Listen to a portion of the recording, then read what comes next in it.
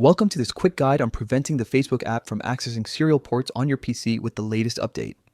If you've ever worried about unnecessary device access, this short walkthrough will show you how to tighten those permissions in just a few simple steps. First, open the Facebook app on your PC. If you're using the desktop version, locate the Facebook app window and bring it into focus so you can follow along without distractions. Next, look toward the top of the page for the three dots. This menu button holds a handful of options and settings that control how the app behaves.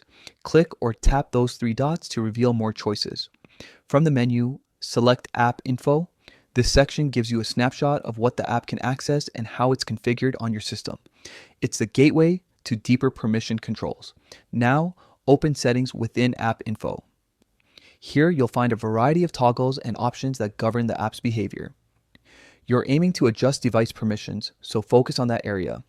Under Permissions, click on More Settings, Permissions. This path takes you to a broader set of controls beyond the basic on/off switches, letting you fine-tune what the app is allowed to do on your PC. Next to serial ports, choose Block. This is the critical step. By selecting Block, you're explicitly stopping the Facebook app from interacting with any serial port hardware connected to your computer.